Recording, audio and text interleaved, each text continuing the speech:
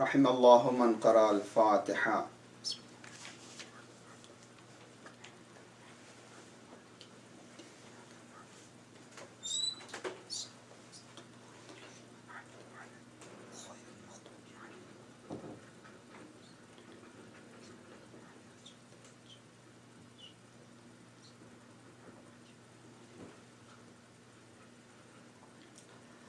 لا حول ولا قوة إلا بالله العلي العظيم. أعوذ بالله من الشيطان الرجيم. بسم الله الرحمن الرحيم. الحمد لله الذي لا يبلغ مدحته القائلون ولا يحصي نعماءه العادون ولا يؤدي حقه المجتهدون، الذي لا يدركه بعد الهمم ولا يناله غوص الفتن، الذي ليس لصفته حد محدود ولا نعت موجود ولا وقت معدود ولا أجل ممدود، فطر الخلائق بقدرته ونشر الرياح برحمته ووتد بالصخور ميدان أرضه، ثم الصلاة والسلام والتحية والإكرام على خير الأنام، الذي سمي في السماء بأحمد وفي الأرض بأبي القاسم محمد. اللهم صل على محمد وآل محمد وعلى أهل بيته الطيبين الطاهرين المعصومين المظلومين، واللعنة الدائمة الباقية على أعدائهم أجمعين من يومنا هذا إلى قيام يوم الدين. أما بعد، فقد قال الله تبارك وتعالى وتقدس: بسم الله الرحمن الرحيم: ومن يبتغي غير الإسلام دينا فلن يقبل منه وهو في الآخرة من الخاسرين. صدق الله العلي العظيم. صلوات پڑھ محمد و آل محمد. اللهم صل على محمد و آل محمد. الحمدللہ، ماہ صفر المظفر 1422 کے پہلے دہے کی تاریخیں جناب سکینہ بنت الحسین علیہ السلام کی شہادت کی تاریخیں، اور والفجر چینل بنگلور کے ذریعے سے یہ ہماری ڈسٹنس سے، فاصلے سے اس سلسلے کی تیسری مجلس ہے. خداوند عالم کی بارگاہ میں ہم دعا کرتے ہیں کہ اللہ رب العزت اس چینل کے چلانے والوں کو آج کے اس مجلس کے بانیان اور اسپانسرز کو اپنی عنایت خاص عطا فرمائے اور ان کی توفیقات میں اضافہ فرمائے انشاءاللہ، اور آپ تمام ناظرین و سامعین کو اپنے حفظ و امان میں رکھے، اور آپ سب کے مرحومین کو جوار معصوم میں جگہ عنایت فرمائے. اس سے پہلے کہ ہم اپنی گفتگو کو آگے بڑھائیں، آپ حضرات سے گزارش ہے کہ سورہ فاتحہ کی تلاوت فرما کر تمام اپنے مرحومین، تمام مومنین و مومنات کے ساتھ ساتھ ان مرحومین کے لیے آپ سورہ فاتحہ کی تلاوت کر کے اس کا ثواب ایصال فرما دیں. ان کے اور ان کے خانوادے کے لیے میر یادگار علی ابن میر محب علی، زینت بیگم بنت مرزا فدا حسین. بسم اللہ الرحمن الرحیم. الحمد للہ رب العالمین الرحمن الرحیم مالک یوم الدین ایاک نعبد و ایاک نستعین اهدنا الصراط المستقیم صراط الذین انعمت علیہم غیر المغضوب علیہم ولا الضالین. بسم اللہ الرحمن الرحیم. قل هو اللہ احد اللہ الصمد لم یلد ولم یولد. بسم اللہ الرحمن الرحیم. قل هو اللہ احد اللہ الصمد لم یلد. بسم اللہ الرحمن الرحیم. قل هو اللہ احد اللہ الصمد لم یلد ولم یولد. صلوات پڑھ دے محمد و آل محمد کی بارگاہ. اللہم صل علی محمد و آل محمد. ہماری گفتگو کا عنوان ہے اسلام دین کامل. الحمدللہ، جس دین کے ہم پیروکار ہیں، جس دین کو ہم اپنی زندگی کے لیے سسٹم اور نظام کے طور پر پسند کرتے ہیں، وہ اللہ کا پسندیدہ دین ہے، اور یہ کمپلیٹ اور پرفیکٹ، کامل اور تام دین ہے. توحید، رسالت اور امامت و ولایت کے ساتھ خدا کی تمام صفات اور بالخصوص عدل خداوندی، عدل الہی، قیامت کا یقین، قرآن کا یقین، حساب و کتاب کا یقین، ان عقائد کی روشنی میں جو باقی ہماری ذمہ داریاں اور روزمرہ امور میں ہماری ڈیوٹیز بنتی ہیں، وہ سب ملا کر اتنی کامل اور پرفیکٹ ہیں کہ نہ یہ کہ صرف وہ ہماری زندگی کے ہر شعبے کو، زندگی کے ہر حصے کو کور کرتی ہیں، بلکہ ہماری عقل کے اعتبار سے خاطر خواہ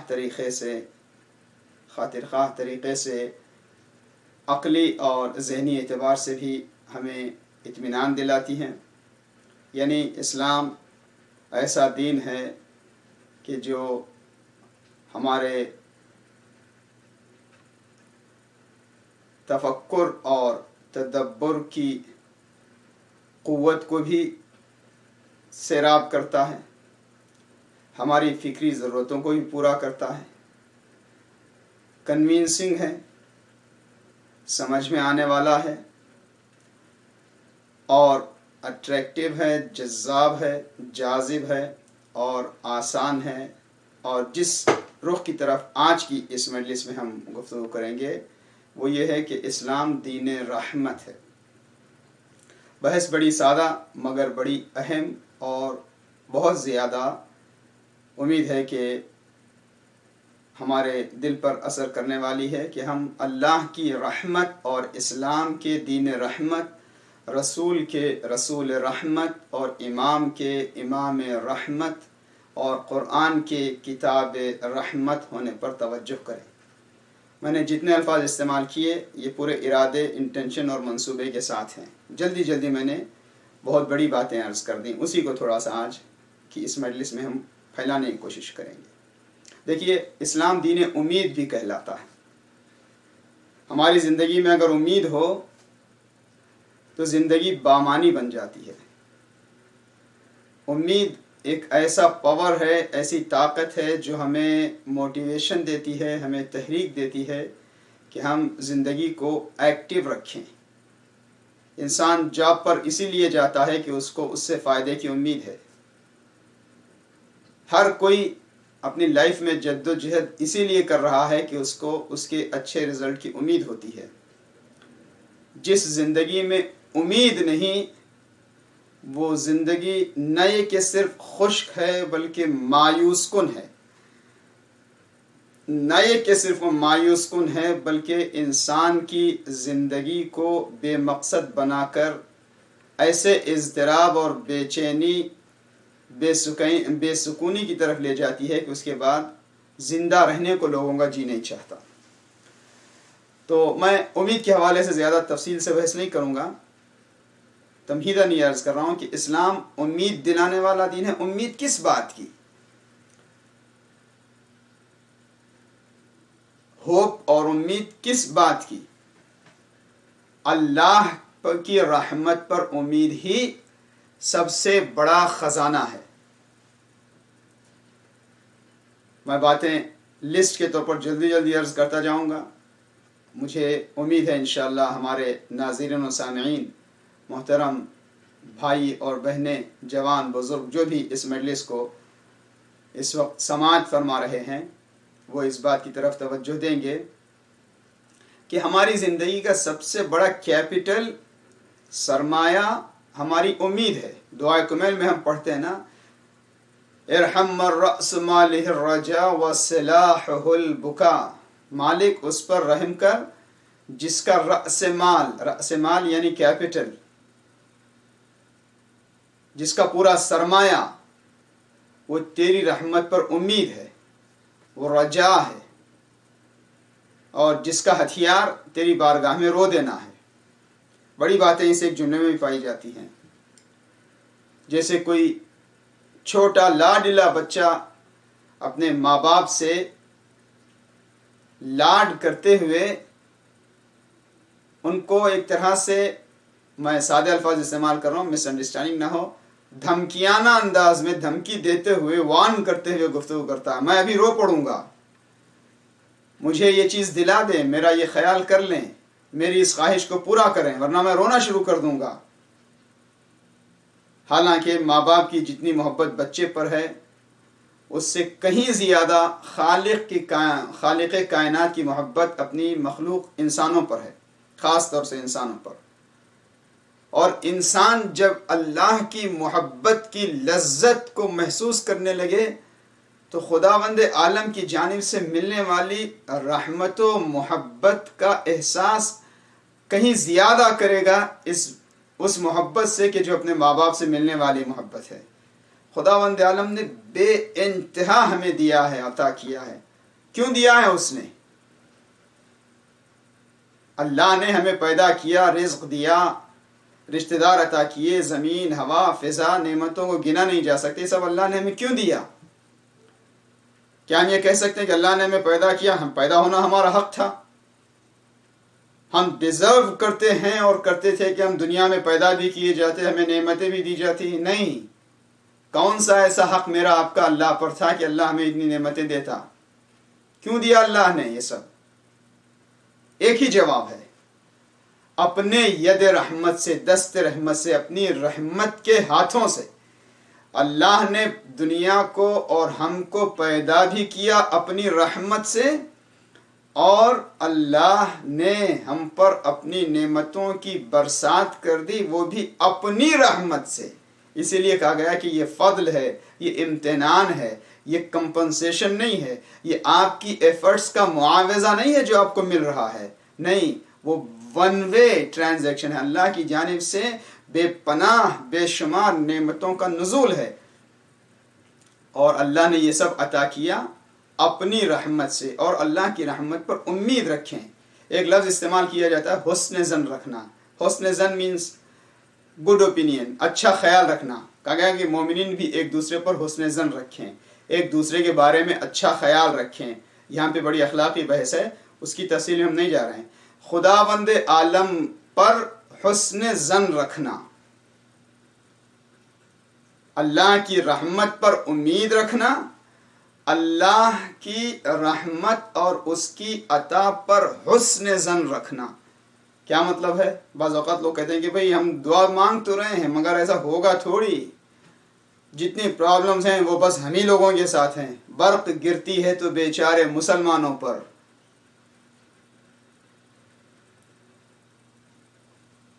ڈاکٹر اقبال کا شکوہ میں کلام جو ہے اس میں کہا گیا کہ بھئی حور و قصور تو کافر کو ملیں اور بیچارے مسلمان کو فقط وعدہ حور ملے، اور برق گرتی ہے تو بیچارے مسلمانوں پر۔ جتنی پرابلمز ہیں ہم پر ہی آتی ہیں۔ کبھی ہم اپنی انڈیویجول لائف میں بھی اپنی پرابلمز کو بھی کبھی دعا کرتے ہوئے بھی یہ سوچتے ہیں کہ یہ ملے گا تھوڑی، ہم نے اتنے دنوں سے یہ سب کیا، اتنے عمل کیے، اتنی نمازیں پڑھیں، اتنے نسخے پورے کیے، اتنی ریاضتیں کی، یہ ملے گا تھوڑی۔ ایسا نہیں سوچیں۔ اگر کسی دعا کی قبولیت میں دیر ہو رہی ہے تو اس میں کہیں نہ کہیں ہماری بھلائی پائی جاتی ہے، اور پھر خداوند عالم سے جلد دعا کو قبول کروانا ہو تو اس پر حسن ظن رکھیں کہ ہاں یقیناً اللہ میرا خدا مجھے عطا کرے گا، میرے امام کے وسیلے کا اثر ہوگا۔ میں نے نام ابا عبداللہ الحسین سے یہ چیز مانگی ہے، ہم نے ابو الفضل عباس باب الحوائج کے ذریعے سے معرفت کی دعا مانگی ہے، انشاءاللہ اللہ ہمیں رزق معرفت سے نوازے گا۔ اللہ پر حسن ظن رکھنا۔ ایک فقرہ ہے دعا کمیلی کے آخری حصے میں جس میں ہم کہتے ہیں کہ وفعل بما انت اہلہ، اور کچھ نسخوں میں ایک سینٹنس اور آگے ہے، وفعل بما انت اہلہ، یعنی اے اللہ میرے ساتھ ایسا بیہیو کر، ایسا برتاؤ کر جیسا تو ہے، یعنی تو اپنی لیاقت اور تیرے شایان شان جو برتاؤ ہے وہ برتاؤ میرے ساتھ کر۔ ولا تفعل بما انا اہلہ، جیسا میں ہوں، جیسی جن باتوں کی اہلیت میرے اندر ہے، جتنا میں ڈیزرو کرتا ہوں، ایسے دیکھ کر مجھے تو عطا نہ کر۔ تیری عطا، تیرا برتاؤ، تیرا بیہیو میرے ساتھ میرے اعتبار سے نہ ہو، تیرے اعتبار سے ہو۔ تو کریم ہے، تو غفور ہے، تو رحیم ہے، تو سابغ النعم ہے، کہا گیا اللہ کی نعمت پر حسن ظن رکھنا. ایک حکایت کسی عالم دین سے ہم نے سنی نادر شاہ کے بارے میں، جو گریٹر ایران تھا، اس کا بڑا کنگ تھا، بادشاہ تھا، اور اس نے مختلف ممالک پر حملے بھی کیے، جنگیں بھی کی. ایسا نہیں کہ کوئی بہت زیادہ مقدس اور نیک اور متقی پرہیزگار کیریکٹر تھا. مکس طرح کے رول اس کی زندگی میں ملتے ہیں. کہا جاتا ہے کہ نڈر اور شجاع تھا، اور وہ بہت ہی زیادہ جو ہے وہ اپنے طور پر شجاعت کا اظہار کرتے ہوئے جنگوں میں جاتا تھا، آگے آگے چلتا تھا. تو حکایت یہ ہے کہ نادر شاہ شاید ہندوستان کی طرف آ رہا تھا جنگ کے لیے یا کہیں اور، تو اکثر ایسا بھی ہوتا تھا کہ وہ اپنے لشکر سے آگے نکل کے چلنے لگتا تھا. آپ یاد رکھیں، حسن ظن رکھنا یعنی اچھا خیال رکھنا، ٹھیک ہے. تو جب نادر شاہ چلنے لگا جنگ سے، اپنی فوج سے آگے آگے چلتا تھا، اور کبھی کبھی ایسا بھی ہوتا تھا کہ وہ اکیلے آگے نکل جاتا تھا.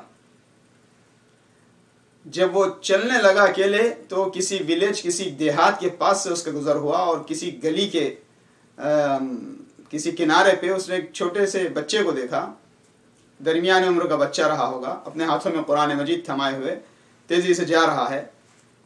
نادر شاہ بادشاہ ہے، کنگ ہے، مگر وہ فوج سے آگے نکل چکا ہے، اور اس کے ساتھ کوئی بادشاہت کی شان و شوکت کا اظہار نہیں ہے. ایسا نہیں کہ بہت سے وی آئی پیز اور بڑے سردار اس کو گھیرے میں لیے ہوئے ہیں، ایسا کوئی پروٹوکول مینٹین ہو رہا ہے، ایسا نہیں ہے. نادر شاہ خود ہی اکیلے آگے نکل چکا ہے. وہ بچے سے بات چیت کرتا ہے، بچے سے پوچھتا ہے، دوڑتا ہوا جب بچہ جا رہا ہے ہاتھ میں قرآن مجید تھمائے ہوئے جا رہا ہے، تو پوچھا بچے سے کہاں جا رہے ہو؟ تو بچے نے کہا کہ میں درس قرآن کے لیے جا رہا ہوں، قرآن کلاس کے لیے جا رہا ہوں. کہا اچھا، آج تمہیں کیا پڑھنا ہے؟ کہاں تک پہنچے ہو تم قرآن کی کلاس میں، قرآن کے سبق میں؟ تمہارا سبق کہاں تک پہنچا ہے؟ کیا پڑھنا ہے آج تمہیں؟ اس نے کہا مجھے سورہ فتح پڑھنا ہے آج. سورہ فتح کی پہلی آیت ہے انا فتحنا لک فتحا مبینا. ہم نے اے رسول آپ کو کھلی کامیابی دی، کلیئر وکٹری، واضح کامیابی تم کو عطا کرنے والے ہیں، ہم عطا کر رہے ہیں. یہ فتح مکہ کے حوالے سے ہے، رسول اللہ پر یہ آیت نازل ہوئی تھی. تو یہ چونکہ نادر شاہ جنگ کے لیے جا رہا تھا، تو اس کو اچانک خیال آیا کہ اچھا یہ میرے لیے نیک فال ہے، مجھے بشارت ہے، گڈ نیوز ہے کہ میں جنگ میں کامیاب ہو جاؤں گا. حالانکہ ایک اتفاقی کنورسیشن تھا، ایسی بات ہو رہی تھی. بچے سے پوچھا قرآن میں کہاں تک پہنچے ہو؟ بچے نے کہا میں یہ آیت انا فتحنا لک فتحا مبینا. تو ایک دم سے بڑی خوشی ہوئی اس کو کہ اچھا اس کا مطلب یہ کہ میں جس ٹاسک جس مہم میں میں جا رہا ہوں مجھے اس جنگ میں کامیابی ملے گی. بڑا خوش ہوا. خوش ہونے کے بعد اس نے ایک کوائن، ایک سکہ نکالا، اور وہ شاید گولڈ کا سکہ رہا ہوگا، نکال کے بچے کو دینے لگا کہ بچے یہ لے، میری طرف سے گفٹ ہے تمہارے حوالے. بچے نے کہا کہ نہیں نہیں نہیں مجھے نہیں چاہیے. کہا کیوں نہیں چاہیے؟ کہا ماں ڈانٹے گی، کہاں سے لائے ہو، کیوں لائے ہو، مجھے ایکسپلین کرنا پڑے گا، سمجھانا پڑے گا. مجھے نہیں چاہیے، یہ دردسر نہیں چاہیے، مجھے کوئی کوائن وائن نہیں چاہیے ہے، مجھے کوئی سکہ نہیں چاہیے ہے. تو ایک مرتبہ نادر شاہ نے کہا اس بچے سے کہ بچے اپنی ماں سے کہہ دینا کہ نادر شاہ نے دیا ہے، بادشاہ سلامت نے یہ کوائن، یہ سکہ دیا ہے، نادر شاہ نے. تو ایک مرتبہ بچہ جواب دیتا ہے کہ اب تو مجھے ہرگز نہیں لینا ہے، اس لیے کہ اب مجھے صرف ڈانٹ نہیں پڑے گی، مجھے سزا بھی دی جائے گی کہ جھوٹ بھی بولتے ہو. میری ماں کہے گی کہ تم جھوٹ بھی بولتے ہو، کہیں سے سکہ بھی لے کر آئے ہو اور پھر کہہ رہے ہو کہ نادر شاہ نے دیا ہے، جھوٹ بھی بولتے ہو، غلط بیانی سے بھی کام لیتے ہو، مجھے سزا بھی ملے گی. تو نادر شاہ نے کہا کہ کیوں تمہاری ماں کہیں گی کہ تم جھوٹ بھی بول رہے ہو اور تم کہیں سے لے آئے ہو؟ تو ایک بچے نے ایک بڑی پتے کی بات کی. کہا اگر میں ماں سے کہوں گا کہ نادر شاہ نے مجھے دیا ہے، تو نادر شاہ اگر ہوتا اتنا بڑا بادشاہ تو ایک سکہ تھوڑی دیتا، وہ پورا تھیلا بھر کے اشرفیاں دیتا. اتنا بڑا بادشاہ ایک سکہ تھوڑی دے گا. بچے کی یہ بات اتنی پسند آئی کہ نادر شاہ اپنے سواری سے نیچے اتر آیا، بچے کو گلے لگا لیا، اس نے پوری آغوش اس کے دامن کو سکوں سے بھر دیا. نتیجہ کیا ہے؟ ایک دنیا کا بادشاہ جب اس پر ایک کمسن بچے کا حسن ظن تھا کہ بادشاہ اپنے شایان شان دے گا، کوئی بھی بادشاہ ہے تو وہ اپنی شان کے اعتبار سے عطا کرے گا. یہ نہیں دیکھا کہ یہ چھوٹا سا بچہ ہے اس کو بس ایک سکہ کافی ہے. نہیں، وہ اپنی شایان شان دے گا. تو وہ خدا جو کائنات کے خزانوں کا خالق بھی ہے، مالک بھی ہے، عطا کرنے والا بھی ہے، جواد بھی ہے، سخی بھی ہے، اس کے خزانوں میں کوئی کمی ہونے والی بھی نہیں ہے، اس کے ہاں بخل کا تصور نہیں ہے. جب ہم اس کی رحمت پر امید رکھیں کہ پروردگار تو تیرے شایان شان عطا کر، تو اس کی عطا میں کمی نہیں ہو سکتی. ہاں، ہمارے مانگنے میں اور ہمارے لینے میں ہمارے ظرف کی کمی ہو سکتی ہے کہ ہم صرف چھوٹی چیزوں پر اپنے آپ کو محدود نہ کر لیں. اللہ کی رحمت، مغفرت، اس کی لقاء اور اس کے معصومین اللہ کی جانب سے نازل ہونے والے اولیاء کی قربت کو خدا کی بارگاہ میں انشاءاللہ درخواست کریں. صلوات پڑھ دیں محمد وعلی محمد کی بارگاہ. اللہم صلی علی محمد وعلی محمد. بہرحال وقت بڑی تیزی سے گزرتا ہے، تو میں عرض یہ کر رہا تھا کہ ہمیں حسن ظن رکھنا چاہیے اللہ کی رحمت پر، اور اللہ کی رحمت بے انتہا ہے. وسعت رحمتہ کل شیء. قرآن اور حدیث اور دعاؤں میں اس بات کو منشن کیا گیا ہے. اسلام رحمت کا دین ہے. کیوں؟ اللہ ارحم الراحمین ہے. ہماری آج کی زندگی میں یہ بہت اہم بات ہے. میں کوئی بہت زیادہ حالات حاضرہ اور کرنٹ ایشوز پہ بات نہیں کر رہا ہوں، مگر جس ریلیٹ کر رہا ہوں اپنی پریکٹیکل لائف سے، کہ دنیا میں مایوس ہو کر، گھبرا کر، ڈرے سہمے ہوئے، تھکے ہارے طور پر زندگی نہ گزاریں. امید کے ساتھ، یقین کے ساتھ، ایمان کی تازگی کے ساتھ دنیا کی زندگی کو بھی بھرپور جئیں. یاد رکھیں کہ ہم اس دنیا کے لیے نہیں ہیں، یہ دنیا ہمارے لیے ہے. ہم کو اس سے آگے کی منزل کے لیے تیار رہنا چاہیے. ہماری پشت پناہی کے لیے ہمارے زمانے کے امام کی عنایت ہے. اگر ہم اس لائق ہیں، ہم پر اللہ کی رحمتوں کی بارش اس دنیا میں بھی ہے، وہاں بھی ہوگی، اگر ہم اس لائق بن جائیں اور اپنے آپ کو بنائیں. اللہ ارحم الراحمین ہے. قرآن مجید کے 114 سوروں میں سے 113 سوروں کا آغاز الرحمن الرحیم سے. پھر سورہ النمل میں 2 مرتبہ بسم اللہ الرحمن الرحیم. قرآن مجید میں شاید 400-500 کے درمیان کوئی عدد بنتی ہے جس میں اللہ کی رحمت کا تذکرہ کسی نہ کسی شکل میں بیان کیا گیا ہے. 150 سے زائد مرتبہ جو ہے وہ رحیم کا لفظ ہے، اور 150 سے زائد مرتبہ الرحمن کا لفظ ہے. 150 اور 160 کی آس پاس کچھ عدد بنتی ہے جتنا قرآن مجید میں رحمان رحیم اللہ کے لیے استعمال ہوا ہے. هو الغفور الرحیم، هو الرحمن الرحیم. سورہ مبارکہ الرحمن علم القرآن خلق الانسان. اللہ نے خلقت انسان کے تذکرے سے پہلے رحمانیت کا تذکرہ کیا ہے. میں نے شروع میں عرض کیا تھا نا کہ اللہ نے دنیا کو ہم کو کیوں پیدا کیا؟ اپنے دست رحمت سے، اپنی رحمت کے ہاتھوں سے پیدا کیا ہے. رحمت سے پیدا کیا ہے. جگہ جگہ پر اللہ ارحم الراحمین ہے، سب سے زیادہ رحم کرنے والا ہے.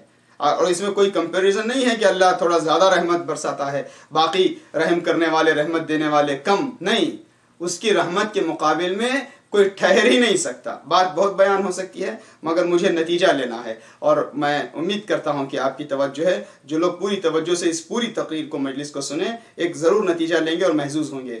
تو اللہ ارحم الراحمین ہے. رسول اللہ کی ذات رحمت پروردگار ہے.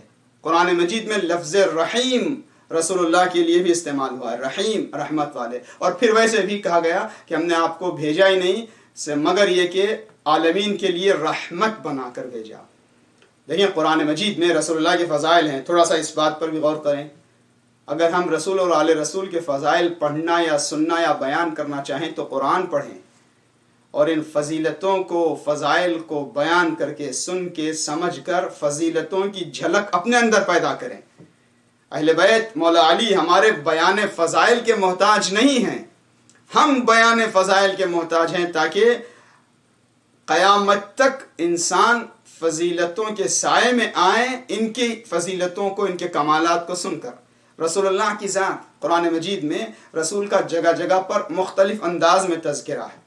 رسول اللہ کے رسمی منصبی عہدے ہیں جو رسول اللہ کا افیشل اسٹیٹس ہے. رسول نبی ہیں، رسول ہیں، رسول اللہ کے صفات ہیں، کمالات ہیں، بشیر ہیں، نذیر ہیں، سراج منیر ہیں، طٰہٰ ہیں، یاسین ہیں۔ رسول اللہ میں قرآن مجید میں رسول اللہ کے حالات زندگی بیان کیے گئے ہیں، رسول اللہ کے بچپنے کا تذکرہ ہے، رسول اللہ کی جوانی کا تذکرہ ہے، رسول اللہ کے کملی اوڑھنے کا تذکرہ ہے، زلفوں کا تذکرہ ہے، رسول اللہ کے اعضاء و جوارح بدن کے پارٹس کا تذکرہ قرآن مجید میں ملتا ہے کہ کبھی سینے کا رسول اللہ کے تذکرہ ہو رہا ہے، الم نشرح لک صدرک، کبھی رسول اللہ کی زبان کا تذکرہ ہو رہا ہے، وما ينطق عن الهوى ان هو الا وحی یوحى، تو کہیں قرآن مجید میں رسول اللہ کی پشت کا تذکرہ ہو رہا ہے، ووضعنا عنك وزرك الذي انقض ظهرك، تو کبھی رسول اللہ کے ہاتھ کا تذکرہ ہو رہا ہے، وما رمیت اذ رمیت ولکن اللہ رمی، کبھی رسول اللہ کی زندگی کے حالات فقر و فاقہ ناداری کا تذکرہ ہو رہا ہے، تو رسول اللہ کے کبھی خدا کی جانب سے غنی بنائے جانے جناب خدیجہ کے ذریعے سے، مدد لیے جانے جناب ابو طالب کے ذریعے سے کو خداوند عالم اپنی طرف نسبت دیتا ہے۔ غرض یہ کہ قرآن مجید رسول اللہ کی زندگی کے حالات، ان کے صفات، ان کے اعضاء و جوارح کی کیفیتیں اور زندگی کے مختلف حالات کو بیان کرتا ہے، لیکن ایک لفظ میں میرا اور آپ کا، زمین کا، آسمان کا، انسانوں کا، پرانے لوگوں کا، اس زمانے میں موجود لوگوں کا، آگے آنے والے لوگوں کا، غرض یہ کہ کائنات کا رسول سے کیا رشتہ ہے؟ توجہ کریں، صفات و کمالات تو رسول اللہ کے لا تعداد ہیں، رسول اللہ کے صفات کو بانٹا گیا تو 1,01,24,000 انبیاء بنے، ٹھیک ہے، رسول اللہ کے کمالات، فضیلتیں بے انتہا، لیکن کائنات کی نسبت رسول سے جب دی گئی تو ایک لفظ استعمال ہوا۔ رسول کائنات کے لیے کیا ہیں؟ اور بہت کچھ تو ہیں ہی، لیکن خلاصے کے طور پر ان بریف، وما ارسلناک الا رحمۃ للعالمین، کائنات کے لیے رسول رحمت ہیں۔ اچھا، اور جب رسول کی نسبت خدا سے دی گئی تو قرآن مجید نے کہا سبحان الذی اسری بعبدہ لیلا من المسجد الحرام الی المسجد الاقصی الذی بارکنا حولہ لنریہ من آیاتنا، پاک و منزہ ہے وہ پروردگار جس نے اپنے بندے کی سیر کرائی۔ رسول اللہ کی رسالت کی گواہی سے پہلے واشہد ان محمدًا عبدہ ورسولہ، اللہ کا کامل ترین بندہ، عبد خدا، تو کائنات کی بنسبت رحمت ہیں، خدا کے لیے بندے کامل ہیں۔ صلوات پڑھ دیں محمد و آل محمد کی بارگاہ میں، اللہم صلی علی محمد و آل محمد۔ تو رسول رحمت ہیں، خدا ارحم الراحمین، رسول رحمت، ٹھیک ہے۔ دین کیسا ہے ہمارے پاس؟ ایک لفظ میں، ایک جملے میں، دین رحمت ہے، اسلام دین رحمت ہے۔ قرآن مجید کیا ہے؟ وَنُنَزِّلُ مِنَ الْقُرْآنِ مَا هُوَ شِفَاءٌ وَرَحْمَةٌ لِلْمُؤْمِنِينَ، ہم نے وہ قرآن نازل کیا جو شفا ہے اور مومنین کے لیے رحمت ہے۔ تو قرآن کتاب رحمت، امام امیر المومنین کی ذات اور باقی 11 امام، یہ امام کیا ہیں؟ کہ یہ امام رحمت ہیں۔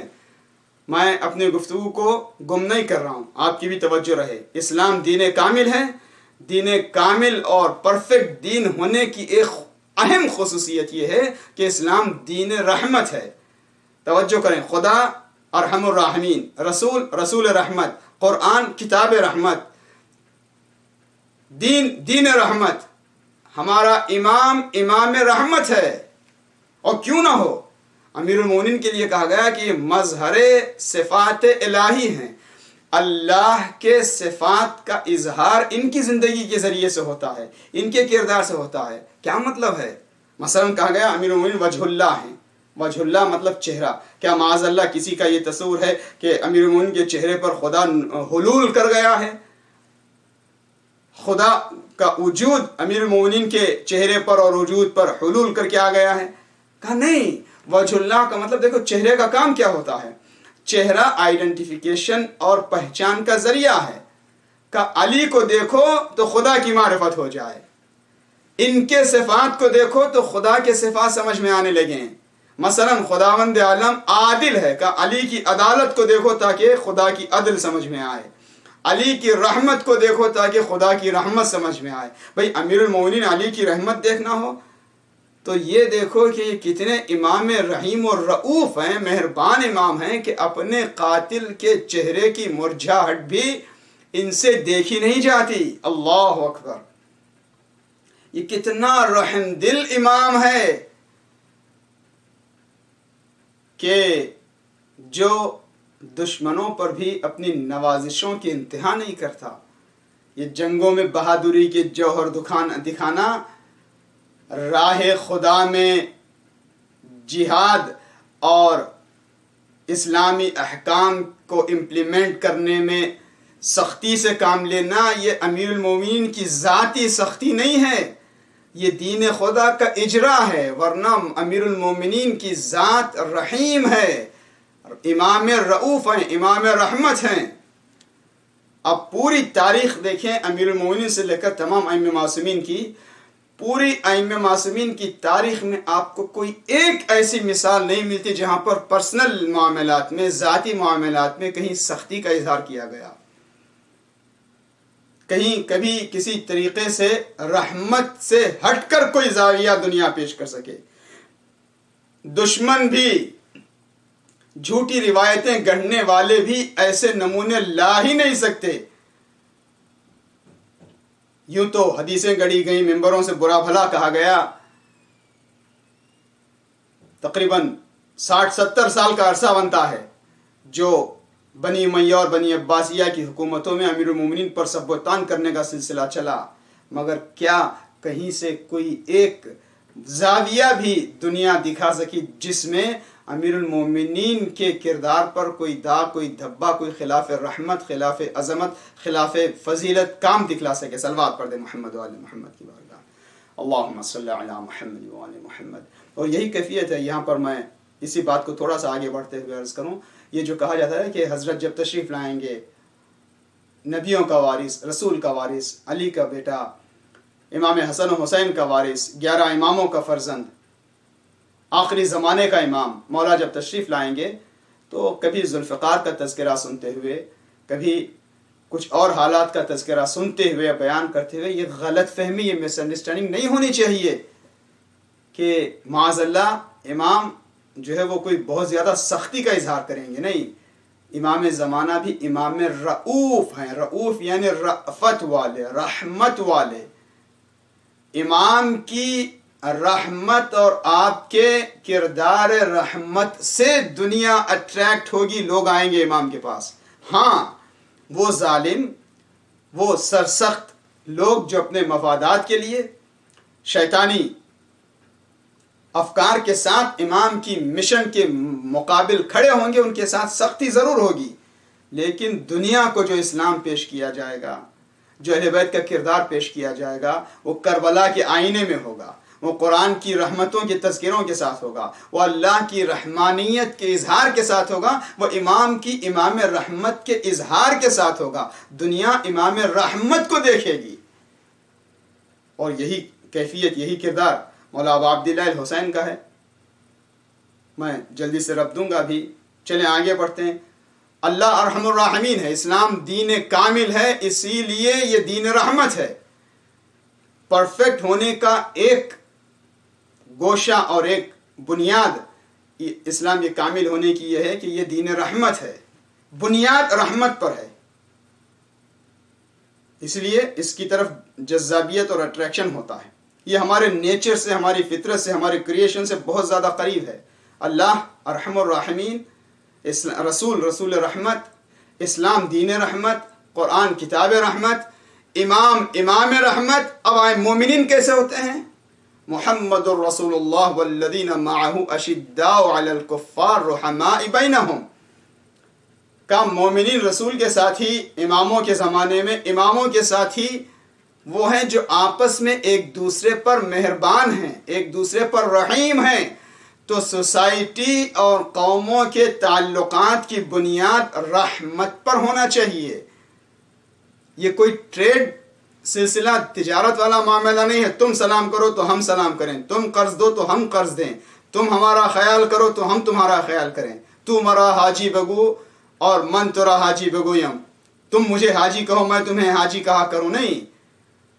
زندگی ایک سوشل لائف اور ایک سوسائٹی کی پائیدار موجودگی، ایک اچھی سوسائٹی کا وجود اور اس کی بقا اس وقت ہے جب تعلقات کی بنیاد رحمت پر ہو. زندگی بزنس بن کر نہ رہ جائے. خدا نخواستہ سوسائٹیز میں ویلیوز اسی وقت کولیپس ہونے لگتی ہیں، اقدار اسی وقت گرنے لگتے ہیں جب لوگ صرف مفاد پرستی پر اپنے تعلقات کو استوار کریں. اور اکثر خدا نخواستہ ایسا دیکھا جاتا ہے. دنیا کے نظام دیکھیں تو بات صرف فائدے ہی کی ہوتی رہتی ہے. ہر کسی کو اپنے فائدے ہی کی خواہش ہے. ہر کوئی اپنے آپ کو نقصان سے بچانا چاہتا ہے. ٹھیک ہے، فائدے کی تلاش کریں، مگر یہ دنیا کا چھوٹا وقتی فائدہ ہی ہمیشہ مد نظر نہ ہو. نقصان سے بچیں، مگر دنیا کی چھوٹی سی پرابلمز کے لیے ہی ہم ہار نہ جائیں اپنے اصول کو. مجھے بات مکمل کرنی ہے ورنہ فائدے نقصان اور ان باتوں کے حوالے سے بڑی باتیں بیان کی جا سکتی ہیں. مومنین کا، لوگوں کا ایک دوسرے سے تعلق رکھنا اس کی بنیاد رحمت پر ہونی چاہیے. چلیں جلدی سے آگے بڑھتے ہیں. اس سلسلے گفتگو کا آخری سٹیپ کا فیملیز، خاندانوں کے درمیان تعلق کیسا ہونا چاہیے. ایک فیملی میاں بیوی اور گھریلو نظام کیسا ہونا چاہیے. آپ نے شادیوں کی مراسم میں اور تقریبات میں عام طور پر یہ آیت سنی ہوگی اور پڑھی ہوگی. قرآن مجید کی آیت ہے کہ جس میں خداوند اللہ فرماتے ہیں من آیات ہی، اللہ کی نشانیوں میں سے ہے، اللہ کی سائنس نشانیوں میں سے ایک نشانی یہ ہے کہ اللہ نے تم کو تمہاری اسپاؤسز کو، تمہاری شریک حیات کو تمہارے وجود سے پیدا کیا.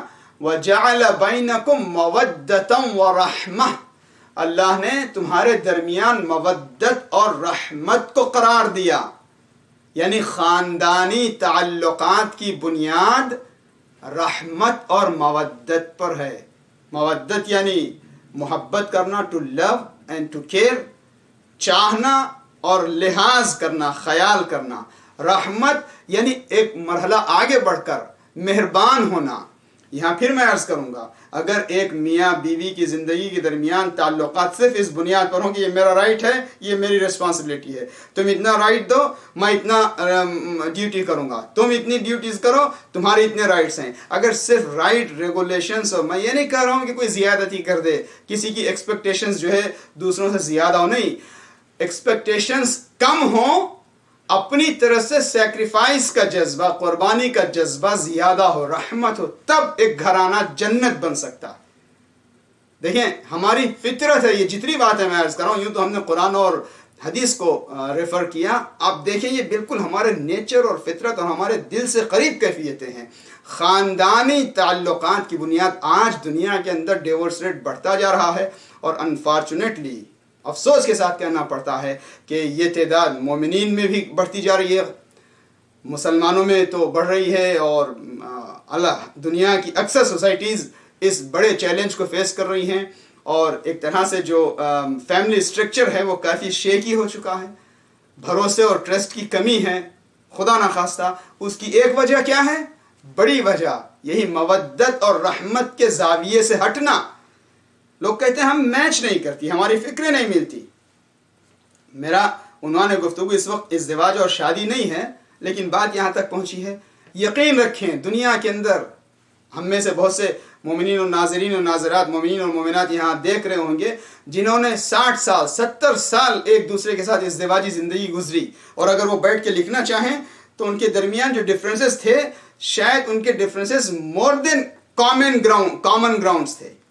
ان کے جو اختلاف تھے مزاج میں، پسند میں، سمجھ میں، وہ ان کی کامن سمجھ سے کہیں زیادہ تھے، لیکن سہنے کی برداشت تھی، ایک دوسرے کا خیال رکھتے تھے، مودت اور رحمت کا کہیں نہ کہیں گوشہ تھا. تو بڑی پیسفل، میٹھی، اچھی زندگی گزر گئی 60-70 سال. اور آج کل کبھی ایسے بھی سننے میں آتے ہیں کہ دو جوان ہیں، کہتے ہیں کہ بھائی ہم تو بہت ایک دوسرے سے چاہتے ہیں. ہمارا نظریہ نہیں ہے دوبارہ جنم کا، ہندوستانی زبان میں کہتے ہیں 7 جنم کا ساتھ نبھائیں گے. وہ ایموشنل ہو کر کے آتے ہیں اور وہ چند مہینے شادی نہیں چلتی. جس میں کہتے ہیں کہ ہماری بڑی میچ ہے وہ تو چلتی نہیں. اور جہاں ظاہراً میچ نہیں ہوتا، کتنے ایسے جوڑے ہیں کہ جس میں کسی کو اسپائسی کھانا پسند ہے اور دوسرے کو کم اسپائسی کھانا پسند ہے، کسی کو فین اور پنکھا اور اے سی بہت پسند ہے، کسی کو زیادہ ٹھنڈ نہیں پسند ہے. یہ میاں بیوی کی باتیں کر رہا ہوں میں. کوئی جلد باز ہے اور اپوزٹ میں کوئی بڑا سنجیدہ اور دیر رہنے والا ہے. کسی کو جلدی غصہ آتا ہے اور جو اس کی اسپاؤس یا شریک حیات ہے وہ دیر سے غصہ. اتنے سب ڈفرینسز رکھتے ہوئے بھی ایک دوسرے کو برداشت کر کے ایک دوسرے کے ساتھ محبت میں، کبھی تلخیاں چھوٹی موٹی آتی بھی ہیں، کڑوی کیفیتیں بھی آتی ہیں، سہتے ہوئے گزارتے ہوئے لمبی مدت گزار دیتے ہیں. اور جو یہ دعویٰ کرتے ہیں کہ ہم تو بہت میچ کرتے ہیں، ایک دوسرے سے بڑا ہماری انڈرسٹینڈنگ کا معاملہ ہے، وہ شادیاں وہ خاندان نہیں چلتے. کیوں؟ بنیاد صرف یہ نہیں ہے. یہ دیکھیں کہ فکر کتنی ملتی ہے. آپ دیکھ لیں تھوڑا سا اس کا بھی خیال کریں کہ کتنی فکر ملتی ہے، کتنا اسٹیٹس ملتا ہے، کتنا ایجوکیشن ملتا ہے. چاہیں تو ان چیزوں کو بھی تھوڑا سا دیکھ لیں. یہ سب سیکنڈری ایشوز ہیں. پہلا ایشو ایمان اور ساتھ ساتھ رحمت اور مودت کا جذبہ اخلاق کے ساتھ.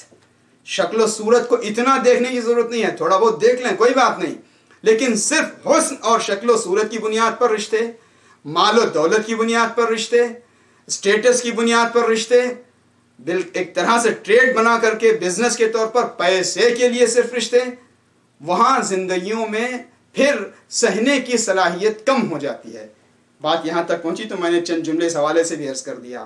اسلام رحمت کی بنیاد پر ہے، اس لیے کامل ہے. الحمدللہ ہمارے پاس جو مثال ہے اسلام کی تعلیمات کے ساتھ، قرآن کی تھیوری کے ساتھ، وہ اہل بیت اطہار کی عملی زندگی ہے، جنہوں نے خاندان اور خانوادے کے طور پر بھی ہمارے سامنے نمونہ پیش کیا کہ تم اس گھرانے کے باپ کو دیکھو تو وہ ایسا ہے کہ کائنات میں اس کی مثال نہیں ملتی. اس گھرانے کے بچوں کو دیکھو تو جنت کے جوانوں کے سردار ہیں، اور یہاں کی جو خاتون ہے وہ خاتون جنت ہے. اور ان کی زندگی سے نور لو اور سہنے اور برداشت کرنے اور ایک دوسرے کے ساتھ زندگی گزارنے کا سلیقہ سیکھو. جذبہ رحمت کا ہونا چاہیے. اور یہی چیز پوری دنیا کے لیے بھی ہے. اگر ہم انٹرنیشنلی بھی دیکھیں، دنیا کے اندر شاید یہ بیماریاں، یہ الجھنیں، یہ پریشانیاں ایک اعتبار سے بیداری کا پیغام بھی ہے کہ بے رحم ہوتی جا رہی ہے دنیا. کمزور لوگ کمزور تر ہوتے جا رہے ہیں، مظلوم زیادہ مظلوم ہو رہے ہیں، غریب زیادہ غریب ہو رہے ہیں، فقیر زیادہ فقیر ہو رہے ہیں، اور جن کے دنیا میں اونچے ہاتھ ہیں، پھیلے ہوئے ہاتھ ہیں، وہ اپنی طاقت کو، دولت کو، حکومت کو پھیلاتے جا رہے ہیں.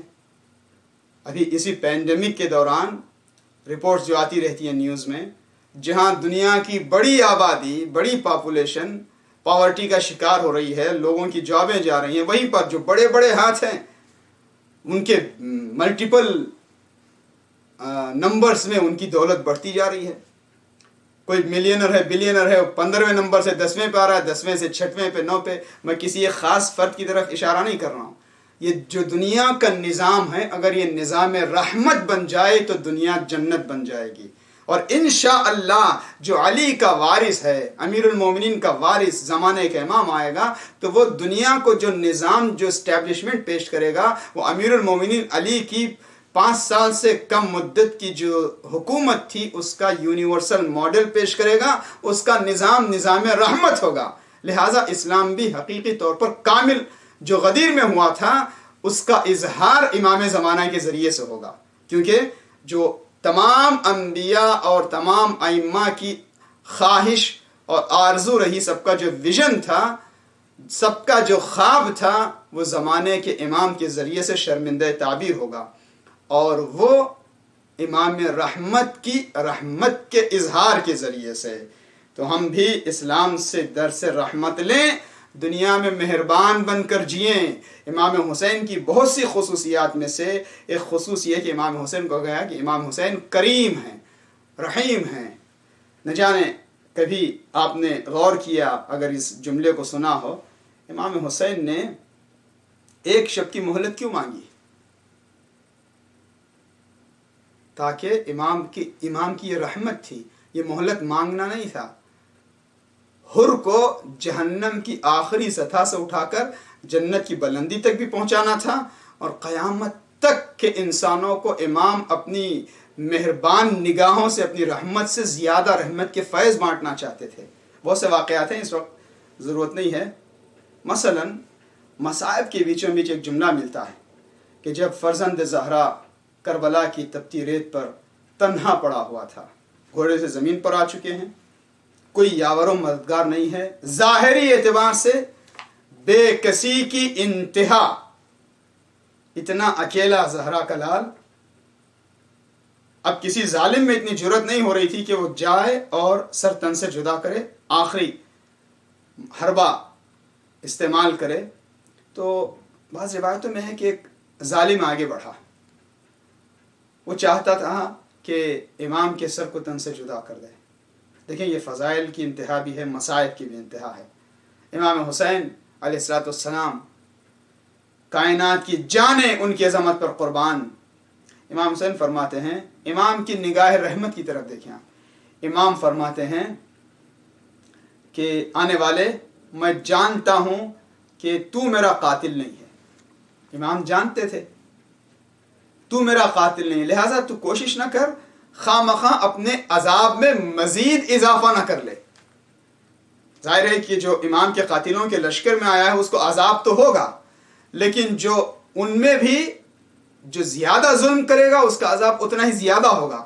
امام کا ایک جملہ ملتا ہے کہ تو ہٹ جا، چلا جا، تاکہ تیرے عذاب میں اور اضافہ نہ ہو. میں جانتا ہوں تو میرا قاتل نہیں ہے. یہ سننا تھا اس کے وجود میں، اس ظالم کے وجود میں، ایک انقلاب آیا. کہا حسین یہ رسول کا نواسا اپنی آخری سانسیں لے رہا ہے، مگر اس عالم میں بھی حسین کو میرے لیے میری ہمدردی کا اتنا خیال ہے کہ وہ کہتے ہیں کہ تیرے عذاب میں مزید اضافہ نہ ہو جائے. اگر میرے عذاب میں اضافہ ہو بھی جائے تو اس سے حسین کو کیا ملنے والا یا نہ ملنے والا. امام حسین کو کتنا میرا خیال ہے، وہیں پر اس کے وجود میں انقلاب بھی آتا ہے، وہ بدل بھی جاتا ہے بعض روایتوں کی روشنی میں. یہ امام رحمت ہے. اور امام حسین کی نگاہ ہم اپنی زندگی میں پیدا کریں. عزادارو، یہ جملہ شاید یاد رکھیں آپ اور میں بھی یاد رکھوں، ہمارے دل پر اثر کرے. امام حسین نے جن مصائب کو برداشت کیا اور اصحاب امام حسین نے، اہل حرم نے جن حالات کو سہا، اگر وہ دنیا کی کسی اور کیفیت سے سمجھنا چاہیں تو سمجھ نہیں سکتے. امام حسین کی نگاہ کو دیکھیں. شہزادہ علی اصغر کی میت ہے، پھول سی میت. امام آگے بڑھتے ہیں اور امام کی زبان پر ایک جملہ ملتا ہے، رضن بقضائی و تسلیم لامر انا للہ کے علاوہ، کہ یہ سب میرے لیے آسان اس لیے ہے میرے پروردگار کہ یہ تو دیکھ رہا ہے. میں اس لیے یہ سب برداشت کر رہا ہوں. میرے لیے صبر کی بنیاد یہ ہے کہ یہ تیری نگاہوں کے سامنے ہے. پورے واقعہ کربلا کو آپ دیکھیں، مدینہ سے لے کر مکہ آنے تک، مکہ سے لے کر عصر عاشور تک، امام کے خطبات، امام کی دعائیں، امام کا کلام، امام کی تحریریں، لیٹرز، ہر جگہ پر امام حسین نے خداوند عالم کی رحمت کی جانب اپنی نگاہ رکھی. اور پورا یہ جو انقلاب کربلا ہے وہ کہیں نہ کہیں اللہ کی رحمت پر نگاہ رکھتے ہوئے دین رحمت کی حفاظت کے لیے اور دنیا کو خداوند عالم کی معرفت کرانے کا بہت بڑا ذریعہ اور زاویہ ہے، اور اسی کے ذریعے سے یہ پیش کیا گیا. عزادارو، اس بچی کی شہادت کی تاریخیں ہیں کہ جو اپنے بابا کے مقصد کو دنیا میں عام کرتی رہی، اپنے بابا کی شہادت کا مقصد اپنے گریوں کے ذریعے سے پہنچاتی رہی. آپ کی خدمت میں عرض کیا گیا تھا یہ مصائب میں بھی اپنی جدہ فاطمہ کی وارثہ ہے. ایک موقع وہ تھا جب جناب سیدہ کو شہید کیا گیا تو جلتا ہوا دروازہ پہلو پہ گرایا گیا. بعض بیان ایسے بھی ہیں کہ بی بی کو تازیانہ لگا، یا کچھ اور بھی بیان ملتے ہیں. زبان میں طاقت کرنے کی ضرورت نہیں ہوتی. اور جب یہ مصائب بڑھتے گئے تو سکینہ بابا بابا کہتی ہے تو تماچے لگائے جاتے ہیں. بابا کی عید کی نشانی کو بی بی کے گوشواروں کو چھینا جاتا ہے. دنیا کا دستور ہے، یتیموں کے ساتھ ہمدردی کا اظہار ہوتا ہے. اور پھر خدا نخواستہ اگر کسی گھر میں کوئی بزرگ کا، والدین میں سے کسی کا انتقال ہو جائے تو مختصر مدت کے لیے اسے بچوں کے ساتھ مہربانی اور محبت کا اظہار ہوتا ہے، کم سے کم دشمنی کا اظہار تو نہیں ہوتا۔ اور پھر بچوں کو خاص طور سے جو اپنے ماں باپ سے بہت زیادہ متعلق اور منسوب اور مربوط ہوتے ہیں، ان کی نشانیاں بھی دیکھ دیکھ کر ان کے دکھ میں اضافہ ہوتا جاتا ہے۔ جناب سیدہ کے لیے رسول اللہ نے فرمایا تھا فاطمہ تو ام ابیہا، یہ اپنے باپ کی ماں ہیں۔ رسول اللہ کو اطمینان اور سکون ملتا تھا جب بھی آپ جناب سیدہ کے پاس آتے تھے۔ میں جلدی سے بات کو تمام کروں گا مسائل کی۔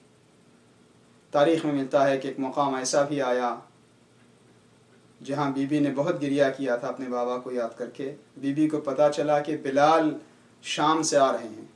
رسول اللہ کی رحلت کے بعد جناب بلال نے مدینہ چھوڑ دیا تھا، دور چلے گئے تھے، جو بھی حالات تھے اس کے پس منظر میں گئے بغیر جب بلال واپس آئے تو لوگ مدینے کے استقبال کے لیے گئے، اور جناب بلال لوگوں کے استقبال سے ہٹ کر سیدھے آئے اس دروازے پر جہاں پر رسول اللہ سلامی دیا کرتے تھے، السلام علیکم یا اہل بیت النبوہ۔ بلال کی آمد کی خبر ملی تو جناب سیدہ نے فضہ سے کہلوایا بلال آ گئے ہو، جی چاہتا ہے کہ اپنے بابا کے زمانے کی آواز اذان سن لوں، بابا کا زمانہ یاد آ جائے، ذرا اذان کہہ دو۔ اب تاریخ میں بحث ہے کہ وقت اذان بھی نہیں تھا اور نہ رہا ہوگا، اور پھر جناب بلال نے اپنے طور پر یہ عہد بھی کیا تھا کہ میں اب باقاعدگی سے مؤذن نہیں کروں گا رسول اللہ کے بعد، لیکن جہاں رسول کی بیٹی کا اشارہ ہوا بلال نے کہا اللہ اکبر۔ جناب سیدہ کے گریے کی آوازیں بلند ہونے لگیں، زبان حال سے بیان کر رہی تھی بابا کیا آپ وضو نہیں کیجئے گا، بابا کیا آپ مسجد کی طرف نہیں جائیں گے۔ عزادارو یہاں تک تاریخ کہتی ہے کہ ایک مرتبہ مؤذن نے کہا اشہد ان لا الہ الا اللہ، بی بی کی آہیں بلند ہونے لگیں، مؤذن نے کہا اشہد ان محمد رسول اللہ۔ جناب فاطمہ کو غش آ گیا، نام بابا کا سنا، بی بی کو غش آ گیا۔ ہم عرض کریں گے بی بی سیدہ یقیناً آپ مظلوم ضرور ہیں، آپ نے اپنے بابا کے نام کو سنا، آپ کو غش آ گیا، ذرا سکینہ کا سہارا دینے آئیں۔ سکینہ نے کیسے اپنے بابا کا نام سنا؟ سرزمین کربلا پر قیامت نمودار ہو گئی، چاروں جانب سے فضا میں آواز گونجی اللہ قتل الحسین بکربلا، اللہ ذبح الحسین بکربلا۔ سکینہ نے اس عالم میں اپنے بابا کی شہادت کی خبر سنی، اور پھر کیا کوئی تسلی و دلاسا دینے والا تھا؟ نہیں، بلکہ تماچے لگائے جا رہے تھے۔ عزادارو تاریخ کا وہ عجیب منظر ہے، ایک مرحلہ وہ تھا جب سکینہ نے اپنے بابا کی رخصت کے موقع پر کہا تھا بابا آپ میرے سر پر ایسے ہاتھ پھیر دیں جیسے یتیموں کے سروں پہ ہاتھ پھیرا جاتا ہے، اور ایک مرحلہ وہ ہے جب رات کی تاریکی آنے سے پہلے مظالم بڑھتے جاتے ہیں، خیام حسینی کو آگ لگائی جاتی ہے، جب خیموں کو آگ لگائی گئی خیمے جلنے لگے، ظاہر ہے کہ بچے ادھر ادھر ہو گئے، جناب زینب سید سجاد کی حفاظت کا انتظام کر رہی ہیں۔ مختصر یہ کہ جب خیموں کی راکھ بیٹھی تو جناب زینب ام کلثوم کے ساتھ ٹوٹا ہوا نیزہ لے کر بچوں کی تلاش اور شمارش میں چلی۔ درمیان میں کیا ہوا تھا؟ جب خیموں میں آگ لگی، اسباب چھینے جا رہے تھے، سامان چھینا جا رہا تھا، درے چھینے جا رہے تھے، تو ظالم نے جب بی بی سکینہ کے کانوں سے گوشوارے چھینے تو بی بی کا یہ جملہ بڑا دردناک ہے جو تاریخ میں محفوظ ہے، ظالم میرے یہ گوشوارے نہ چھین، یہ میرے بابا کی عید کی نشانی ہے۔ بی بی گریہ کرتے ہوئے آگے بڑھنے لگی، یہاں تک کہ ایک کوئی عرب اور ایک شخص وہ چاہتا ہے کہ اس بچی کے دامن کی آگ کو بجھا دے، قریب آنا چاہتا ہے۔ بی بی نے کہا نہ، قریب نہ، ہم اہل بیت رسول ہیں، ہمارے قریب نہ، ہاں اگر تم میری مدد کرنا ہی چاہتا ہے تو اتنا بتا دے کہ نجف کا راستہ کدھر سے ہوتا ہے تاکہ میں اپنے جج سے شکایت کر سکوں۔ جناب سکینہ آگے بڑھی اور آگے بڑھتی گئی مقتل کی جانب، اور اس طرف جناب زینب ام کلثوم کے ساتھ بچوں کی شمارش اور بچوں کی تیمارداری اور تسلی و دلاسا دینا بیویوں کا یہ کام کر رہی ہیں۔ جب بچوں کی سفارش ہوئی تو کیا بات ہے کہ حسین کی وہ نشانی، وہ یادگار حسین، وہ بلبل حسین، وہ اپنے بابا کے سینے پہ سونے والی سکینہ نظر نہیں آتی۔ ٹوٹا ہوا نیزہ لے کر حسین کی بہن، علی کی بیٹی فاطمہ کی جائی ثانیہ زہرا آگے بڑھتی ہے۔ یہ وہی ثانیہ زہرا ہے نا، اللہ اللہ، یہ وہی ثانیہ زہرا ہے کہ جس کو حسین کی جدائی نے بے ہوش کر دیا تھا، غش میں آ گئی تھی، لیکن اب حسین کے بعد اب عباس بھی ہے، حسین بھی ہے، یہ وہی زینب ہے جس نے حبیب کو سلام بھی بھیجا تھا تو خیمے کے پیچھے سے، لیکن اب وقت آ گیا ہے تو شام غریباں وہ بچوں کی تیمارداری اور بچوں کی تسلی کے بھی انتظام کر رہی ہیں، اور موقع پڑے وقت آئے تو وہ دربار شام میں بھی جا کر پیغام شہادت کا سنائیں گی۔ جناب زینب آگے بڑھتی گئی، ایک سوال گزر رہا تھا، پوچھا کیا تو نے ہماری بچی کو دیکھا؟ کہ ہم نے بچی کو تو نہیں دیکھا، ہاں اتنا ضرور ہے کہ جب میں اپنی سواری کو پانی پلانے فرات کے قریب لے گیا تو میری سواری نے پانی پینا چھوڑ دیا۔ کسی بچے یا بچی کی ایسی درد بھری آواز آ رہی تھی رونے کی، یہ سننا تھا۔ جناب زینب آگے بڑھتی گئی، نشیب میں کیا دیکھا؟ لاش بے سر ہے اور سکینہ اپنے بابا کے سینے پہ سوئی ہوئی ہے۔ کیوں؟ اس لیے کہ بچی نے خود بھی زبان حال میں بتایا تھا نا، جب اپنے بابا سے رخصت ہو رہی تھی، نیند آئے گی جب آپ کی بو پاؤں گی بابا، میں رات کو مقتل میں چلی آؤں گی بابا۔ سکینہ اپنے بابا کے سینے پر سوئی ہوئی زخمی بدن ہے۔ ایک مرتبہ آہستہ سے زینب نے ہلایا، بیٹی اپنے بابا کو تم نے کیسے پہچانا؟ کسی بھی میت کو پہچاننے کے لیے یا بدن میں لباس ہو یا سر ہو، کپوپی اماں جب دامن جلا گوشوارے چھنے، میں بین کرتی ہوئی آگے بڑھی۔ ایک مرتبہ بابا نے مجھے بلایا، سکینہ الیہ الیہ، ازادر و مجلس تمام ہے، آخری جملہ میں عرض کروں گا، مولا حسین، مولا حسین، آج آپ نے اپنی بیٹی کے لیے دامن کو پھیلا دیا، ہاتھوں کو پھیلا دیا، سکینہ کو بلا لیا۔ ایک دن وہ بھی تھا جب آپ کی مادر گرامی نے آپ کے لیے بدن اطہر سے اپنے ہاتھوں کو پھیلا دیا تھا، لیکن مولا آپ کا اپنی مادر گرامی کے جنازے سے لپٹنا اور تھا۔ آج سکینہ آپ کے بدن اطہر پر سو رہی ہے تو زخمی بدن ہے، پامال بدن ہے، تیروں پر ٹکا ہوا بدن ہے۔ الا لعنت اللہ علی القوم الظالمین وسيعلم الذين ظلموا أي منقلب ينقلبون إنا لله وإنا إليه راجعون۔ پالنے والے ہمارے قلیل اعمال قبول فرما، ہماری نیک توفیقات میں اضافہ فرما۔ پروردگارا تجھے واسطہ ہے شہدائے کربلا کی عظمت کا، ذکر شہدائے کربلا کا۔ پالنے والے ہماری ان قلیل عبادتوں کو قبول فرما، مقامات مقدسہ کی حفاظت فرما، مومنین کی حفاظت فرما، اور دنیا میں اس وقت جو وبا پھیلی ہوئی ہے دنیا کے تمام مومنین و مومنات کو اس سے محفوظ رکھ، بالخصوص اور تمام عالم انسانی کو اس سے چھٹکارا میسر فرما۔ پالنے والے علماء کرام مراج اعظام کی حفاظت و نصرت فرما، امام کے ظہور میں تعجیل فرما، اور ہم سب کو ان کے اعمال و انصار میں شمار فرما۔ ربنا تقبل منا انک انت السمیع العلیم۔ آپ حضرات سے گزارش ہے کہ پھر ایک بار سورہ فاتحہ کی تلاوت فرما کر اپنے مرحومین کے ساتھ ساتھ خاص طور سے آج کی اس مجلس کے جو اسپانسرز ہیں ان کے مرحومین کی ارواح کو ایصال فرما دے۔ بسم اللہ الرحمن الرحیم۔ الحمد